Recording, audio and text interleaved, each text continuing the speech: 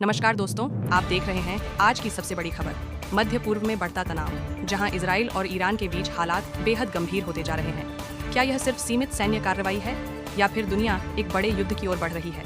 आज के इस वीडियो में हम समझेंगे पूरा घटनाक्रम, दोनों देशों का इतिहास, दुनिया की प्रतिक्रिया, तेल और भारत पर असर और आगे क्या हो सकता है।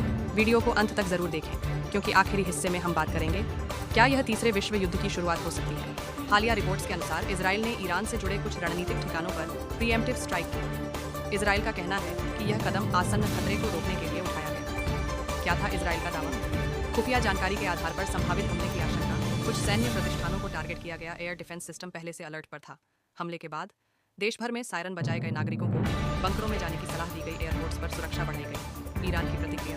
ईरान ने इस कार्रवाई को उकसावे वाली हरकत बताया। सरकारी मीडिया ने कहा कि अगर हमला जारी रहा तो जवाबी कार्रवाई की जाएगी। हालात इतने गंभीर हैं कि पड़ोसी देशों ने अपनी सीमाएं सील करनी शुरू कर दी। एयर स्पेस पर निगरानी बढ़ाई गई है। राजनयिक स्तर पर आपात बैठकें हो रही हैं। यह संघर्ष आज का नहीं है। 1979 की इस्लामिक क्रांति, 1979 में ईरान में इस्लामिक क्रांति हुई। नई सरकार ने इजराइल को मान्यता देने से इनकार कर दिया। तब से दोनों देशों के रिश्ते शत्रुतापूर्ण रहे।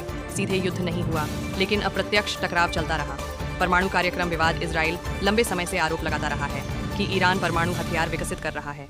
ईरान कहता है कि उसका कार्यक्रम शांतिपूर्ण उद्देश्यों के लिए है। प्रॉक्सी वॉर, सीधा युद्ध न होने के बावजूद साइबर हमले, गुप्त ऑपरेशन, क्षेत्रीय समूहों के माध्यम से अप्रत्यक्ष टकराव, यह संघर्ष धीरे धीरे शैडो वॉर में बदल चुका था।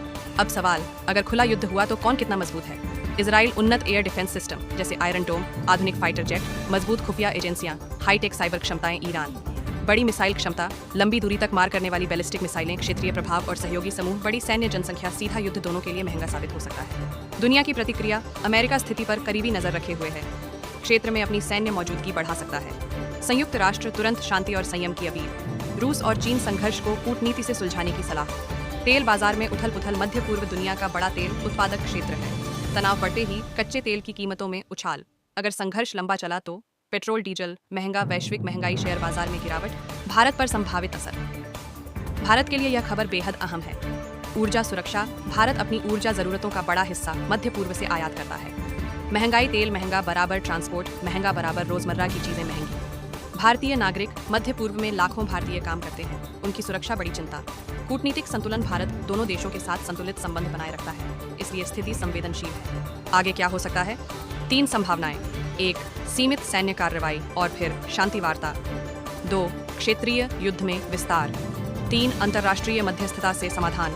अगले 48 से 72 घंटे बेहद महत्वपूर्ण। दोस्तों, ये संघर्ष सिर्फ 2 देशों के बीच नहीं है। इसका असर पूरी दुनिया की राजनीति, अर्थव्यवस्था और सुरक्षा पर पड़ सकता है। क्या यह संघर्ष यहीं थम जाएगा या फिर हम एक बड़े युद्ध की ओर बढ़ रहे हैं? अपनी राय कमेंट में जरूर लिखें। वीडियो पसंद आए तो लाइक करें, शेयर करें और चैनल को सब्सक्राइब करें।